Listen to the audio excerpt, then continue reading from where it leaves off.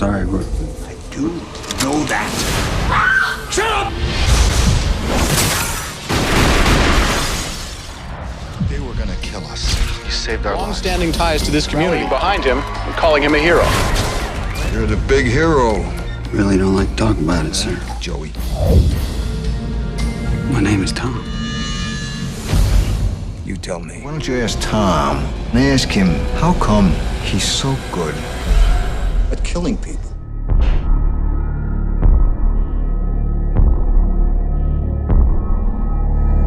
Tell me the truth. What are you?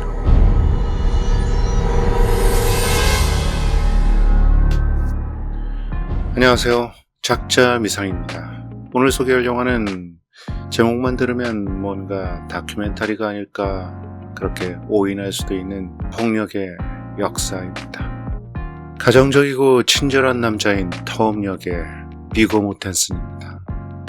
그는 딸 하나, 아들 하나, 그리고 사랑하는 아내 에디와 함께 인디애나의 밀브룩이라는 작은 시골 마을에서 작은 식당을 운영하며 행복하게 살고 있습니다.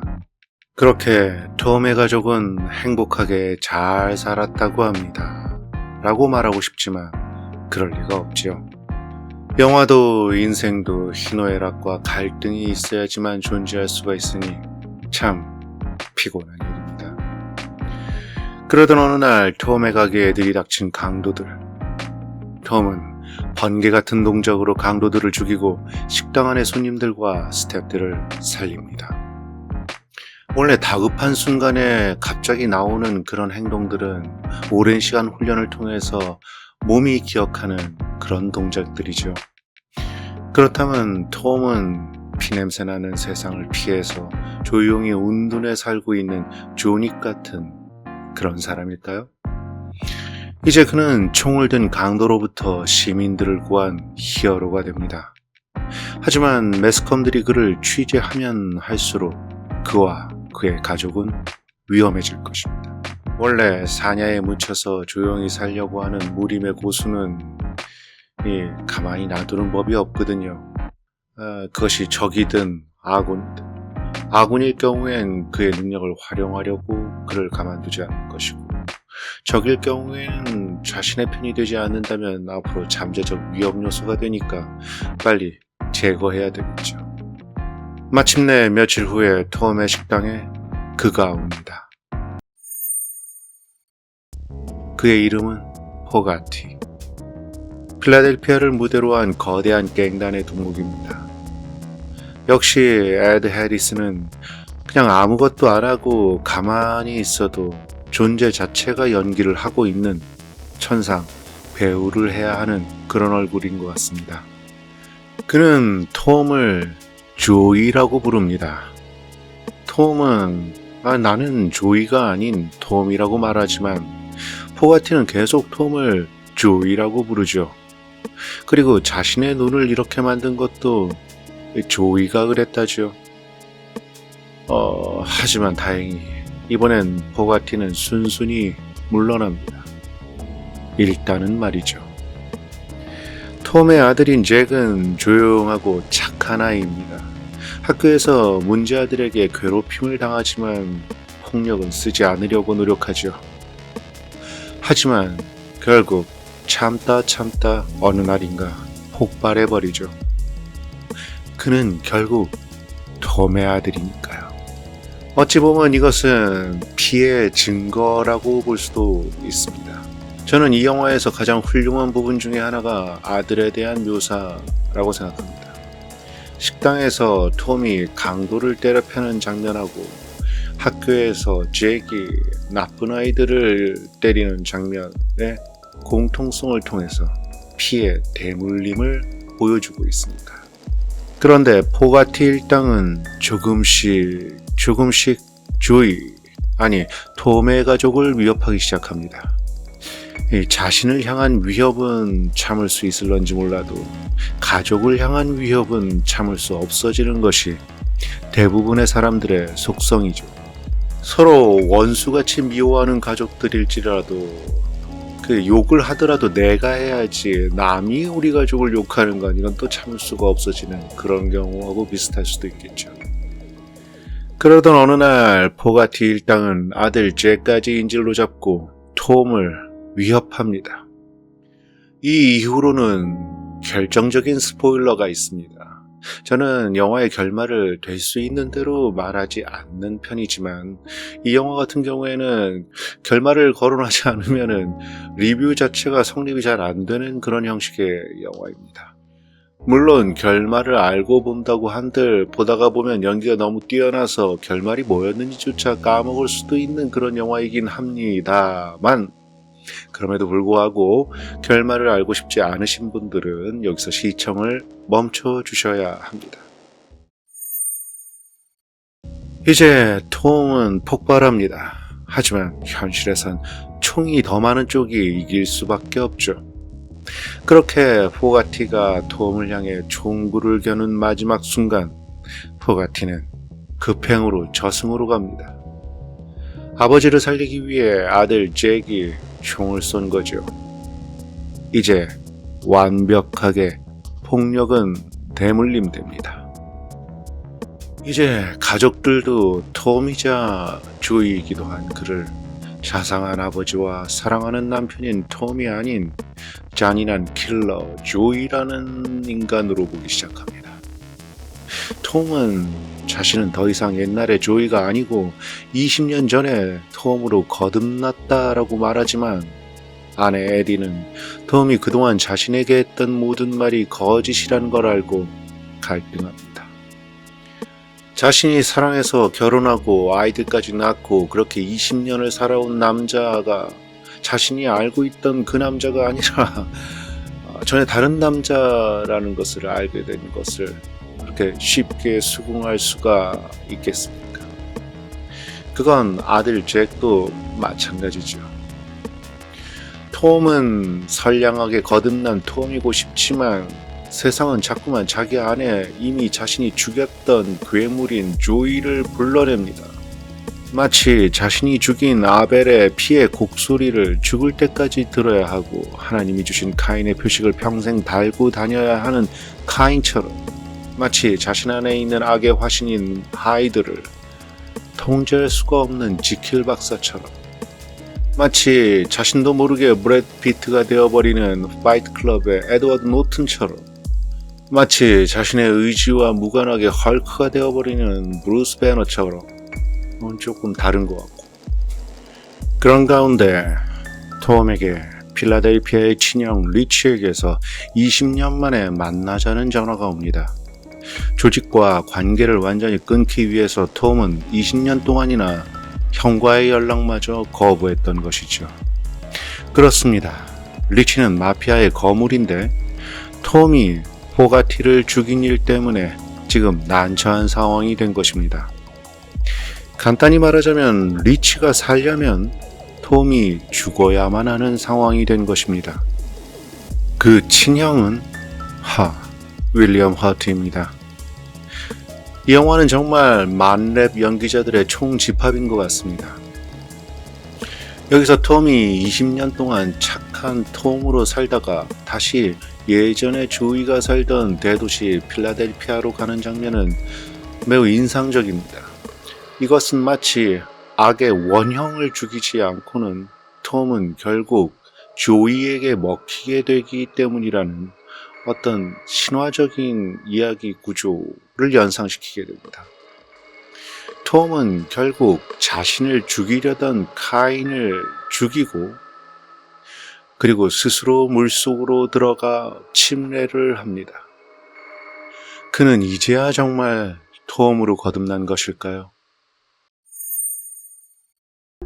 이제 톰은 집으로 돌아옵니다. 가족 모두들 저녁 식사 중이지요.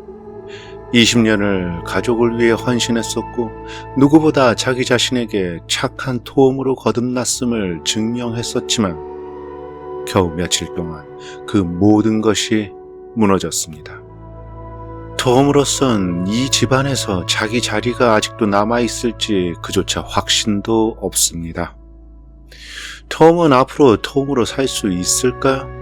톰은 다시 아버지의 자리에 앉을 수 있을까요? 그때 딸은 아버지의 식기를 아버지의 자리에 놓아줍니다. 그리고 아들은 빵을 아버지 앞에 갖다 놓습니다. 마침내 아내는 눈물 젖은 눈으로 톰을 바라봅니다. 아무 말도 없이 그녀의 눈은 묻습니다. 마치 이렇게 말하는 것 같습니다. 당신은 조이인가? 아니면 톰인가? 역시 아무 말도 없이 톰은 눈물 젖은 눈으로 그녀를 바라봅니다. 그의 눈은 지금 뭐라고 말하고 있는 것 같습니까? 저의 생각은 이렇습니다. 내가 톰이든 조이든 당신을 사랑하는 당신의 남자인 것은 변함없소. 이건 물론 저의 생각입니다. 영화에서는 그들의 대사는 나오지 않으니까요. 여러분들은 어떻게 생각하셨는지도 궁금해집니다. 여기서 둘의 눈빛 연기는 정말 기가 막히고 대단합니다. 그리고 영화는 여기서 딱 끝납니다. 그들이 어떻게 됐는지는 관객들이 상상해야 되겠죠. 이 부분에서 영화가 끝났을 때 저는 정말 박수를 쳤었습니다. 정말 훌륭한 엔딩이고 정말 잘 만든 영화입니다. 이 영화가 보여주는 것은 한 가정의 역사지만 그것은 결국 한국이나 미국의 역사 그리고 인류의 역사로까지 확대할 수 있습니다. 그리고 우리에게 이런 질문을 던지죠. 정당한 폭력이란 있을 수 있는 걸까? 그렇다면 그 정당성은 누가 판단할 수 있는 건가? 또는 그 폭력 자체를 우리는 조절할 수가 있을까? 우리는 살면서 수많은 폭력을 정당화시키는 사람들을 봐옵니다. 꽃으로도 때리지 말라고 했지만 사랑의 매라는 허울 속에서 자신의 감정을 마음대로 아이들에게 표출하는 부모도 있죠. 우리는 지금 현재 폭력의 시대에 살고 있습니다. 문명의 탈을 쓰고 있지만 여기저기서 벌어지는 전쟁이나 생활 속에 먹고 살기 위해 벌이는 수많은 일들을 가만히 들여다보시면 사실 진실이나 이념이나 어떤 인류애 같은 것보다는 결국엔 이득 때문에 벌이는 전쟁이고 싸움입니다. 이것은 결국 원시적 폭력성이 그 안에 있음의 방증이죠. 그리고 이 영화는 폭력으로부터 나를 지킬 방법은 정말 폭력밖에 없는지를 묻고 있습니다. 즉 총으로부터 날 보호하기 위해서는 어쩔 수 없이 총을 가져야만 하는 미국을 생각해 볼 수 있는 거죠. 그리고 그런 현실이 어디에서부터 시작되었는가를 묻고 있습니다. 왜냐하면 이 영화에서 나오는 필라델피아는 미국이 독립을 선언한 곳이니까요. 그렇게 거창하게 생각하지 않아도 한국의 제세대의 남자들은 대부분 학교와 군대에서 폭력을 배우죠. 가령 군대를 예로 들자면 저 같은 경우에는 부대 내에서의 어떤 금전적인 비리 문제가 있어서 내부적으로 고발을 했더니 그 고발을 받고 판결을 하거나 징벌을 해야 될 사람이 이미 뇌물을 받고 있었기 때문에 저를 아주 잡아 족치더군요. 마지막으로 기억나는 건 그의 군홧발이 저의 얼굴을 짓이기고 있는 장면이었는데 그 다음엔 기절을 해서요. 기억이 나지 않습니다. 또 한 번은 군대 내에 있는 골프장에서 높으신 분이 골프를 치시는데 공이 자꾸 연못으로 빠진다면서 연못을 옆으로 옮기라고 명령을 하시더군요. 아니 자기가 공을 잘 쳐야 할 것을 왜 연못을 옮기라는 건지 저로서는 이해할 수가 없었습니다. 하지만 어쩔 수 없었죠. 물을 다 빼내고 구덩이를 메우고 저쪽에 또 구덩이를 파고 물을 채워서 연못을 옮겼습니다. 그 와중에도 연못에서 꺼낸 골프공을 외부에다가 씻어서 팔아서 그것으로 술을 먹는 그런 고참들도 있더군요. 참 힘든 세상입니다. 또 언젠가 한 번은 라면을 30초 내에 끓여오지 않았다고 해서 화장실을 닦는 대걸레를 입에 물고 무릎을 꿇고서 잘못했다고 빌도록 하더군요. 아니 군대에서 왜 라면을 30초 내에 끓이지 않았다고 대걸레를 입에 물어야 하는지 저는 정말 이해할 수가 없습니다. 그리고 왜 군대에서 비리를 고발하면 고발 한 사람이 맞아 죽어야 되는지도 모르겠습니다. 그리고 군대에서 왜 골프를 치는데 연못을 옮겨야 되는지도 모르겠습니다. 30년이 지났어도 맞은 곳이 근육이 움찔움찔할 때가 있습니다. 저는 정말 그런 것들이 군대에서 배워야 할 것인지 아직도 알 수가 없습니다. 결국 제가 군대에서 배운 것은 너무 진실하게 살면 처맞는다 라는 것이었습니다. 그때 제게 그랬었던 분들의 그 비운과 불행을 아직도 열심히 기도드리고 있습니다. 아무튼 이 영화는 그런 모든 문제와 부조리에 대한 훌륭한 자아 비판일 수도 있지만 그런 생각 없이 그냥 멍하니 본다고 해도 정말 재밌게 볼 수 있는 영화이기도 합니다. 데이비드 크로넨버그 감독의 대표작들로 비디오드롬, 플라이, 크래쉬 그런 영화만 떠올리시는 분들이 있다면 이 영화를 더더욱 보시기 바랍니다. 그의 전혀 다른 스타일을 보는 기쁨을 갖게 되니까요. 또한 이 작품 이후에 연출했던 이스턴 프라미스는 똑같이 비고 모텐슨이 출연하기 때문에 더더군다나 톰이 조이였을 때의 모습이 이렇지 않았을까 싶어지기에 이 작품과 함께 보시면 좋은 마치 폭력의 역사 1부, 2부와 같은 그런 느낌이 드는 작품입니다. 이 영화는 현재 U+ 모바일 등등에서 서비스 중이고 IMDb 평점은 7.4 그리고 로튼 토마토 평점은 87%입니다. 하지만 이 영화는 이런 점수는 무관합니다. 그냥 이 영화 자체로서 매우 훌륭한 영화입니다.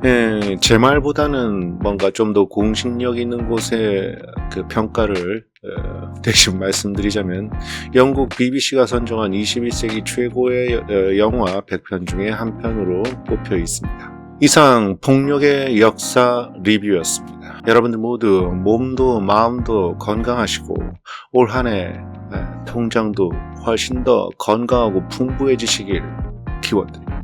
작자 미상이었습니다.